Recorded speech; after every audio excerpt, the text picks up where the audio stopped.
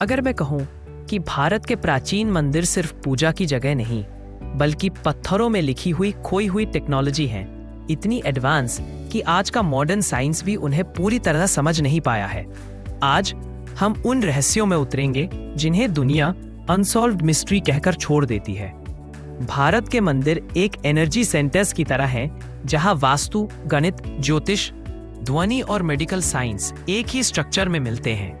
और ये इंजीनियरिंग इतनी एडवांस थी कि आज के इंजीनियर्स कहते हैं हम इनकी 10% प्रिसिजन भी रेप्लिकेट नहीं कर सकते। आगे बढ़ने से पहले चैनल को सब्सक्राइब करना मत भूलना। चलो अब शुरू करते हैं। तंजावुर का बृहदेश्वर मंदिर, इसके ऊपर 200 फीट की ऊंचाई पर रखा गया 80 टन का ग्रेनाइट स्टोन। कोई क्रेन नहीं, कोई मशीन नहीं। कहते हैं 6 किलोमीटर लंबा रैंप बनाया गया था। कुछ कहते हैं हजारों हाथी इस्तेमाल हुए, लेकिन रियल कैलकुलेशंस इन सब थ्योरीज को मैच नहीं करते। आज की मॉडर्न मशीनें भी इतने परफेक्ट बैलेंसिंग के साथ इतना भारी पत्थर ऊपर नहीं रख सकती हैं।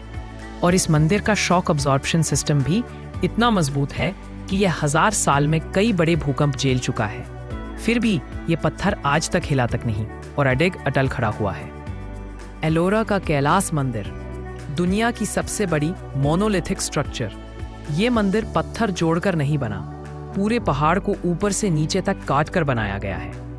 आज अगर हमें ऐसा स्ट्रक्चर रेप्लिकेट करना पड़े तो लेजर मैपिंग, रोबोटिक आर्म्स और सैटेलाइट स्कैनिंग जैसे एडवांस टेक्नोलॉजी की नीड पड़ेगी। लेकिन 1200 साल पहले उन्होंने 3D मॉडल कैसे माइंड में इमेजिन किया होगा? कैसे पता चला होगा कि माउंटेन काटते हुए फाइनल स्ट्रक्चर कितना गहरा, कितना चौड़ा, किस एंगल पर बनेगा? कैलाश मंदिर सिर्फ आर्किटेक्चर नहीं, ये एंशिएंट इंडिया की मैथमेटिकल जीनियस है।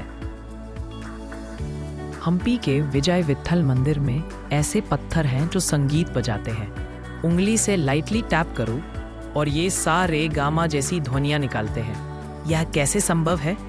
क्योंकि पत्थरों के अंदर माइक्रोस्कोपिक कैविटीज बनाई गई हैं जो नेचुरल एम्पलीफायर की तरह काम करती हैं। लेकिन इस साउंड डिजाइन की एग्जैक्ट ज्योमेट्री आज भी साइंस नहीं समझ पाई है।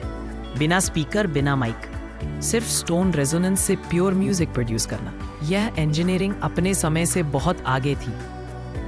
चिदम्बरम मंदिर, जहां सबसे बड़ा रहस्य है खाली जगह। हाँ, गर्भगृह में कोई आइडल नहीं, सिर्फ एक खाली स्पेस है।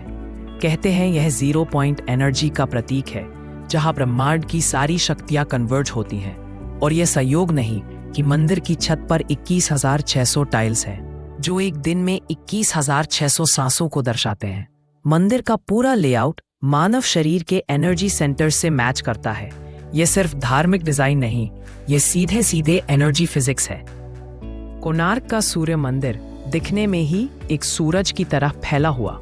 मंदिर के व्हील्स वास्तव में सटीक घड़ी हैं, जो सूरज की रोशनी से टाइम बताती हैं। साल के सिर्फ 2 दिन सूरज की किरणें सीधे गर्भगृह में पड़ती थी। और ये लेजर प्रिसिजन आज नासा भी सुपर कंप्यूटर से कैलकुलेट करता है। लेकिन 700 साल पहले बिना टेलीस्कोप, बिना इंस्ट्रूमेंट्स, ये अलाइनमेंट कैसे अचीव किया गया, ये आज तक मिस्ट्री है। भारत के अधिकतर प्राचीन मंदिर बिना सीमेंट बने हुए हैं। पत्थरों को इस तरह इंटरलॉक किया गया कि वे एक परफेक्ट पजल की तरह फिट होते हैं। जब अर्थक्वेक आता है तो उसकी शॉक वेव्स एक स्टोन से दूसरे स्टोन में ट्रांसफर होती हैं और स्ट्रक्चर टूटता नहीं। इसी वजह से पत्थरों से बने मंदिर 1000 साल टिकते हैं और मॉडर्न कंक्रीट बिल्डिंग्स कुछ दशकों में गिर जाते हैं। मंदिरों के नीचे मल्टी लेयर्ड चेम्बर्स होते थे। इनमें हवा के फ्लो के साइंटिफिकली डिजाइन रास्ते थे जो टेम्पल को नेचुरली कूल रखते थे। कुछ टनल्स साउंड रेजोनेंस को एम्पलीफाई करती थीं, कुछ पानी को सर्कुलेट करके नेचुरल एसी सिस्टम बनाती थी। ये एनवायरमेंटल इंजीनियरिंग इतनी परफेक्ट थी कि मॉडर्न इको डिजाइनर्स इसका स्टडी करते हैं। इतनी सिमेट्री, इतनी प्रिसिशन, इतना हेवी स्टोन लिफ्टिंग, इतनी एडवांस्ड ज्योमेट्री, इतनी कॉम्प्लेक्स एस्ट्रोनॉमी। आखिर एंशिएंट भारत में ये नॉलेज आई कहां से? क्या कोई खोया हुआ विज्ञान था? क्या कोई सीक्रेट गिल्ड्स? या फिर हमने अपने ही पास्ट को अंडर एस्टिमेट किया? आपको क्या लगता है? अपना ओपिनियन नीचे कमेंट में जरूर लिखिए और अगर वीडियो पसंद आए तो लाइक, शेयर और सब्सक्राइब करके हमारे चैनल को सपोर्ट करें।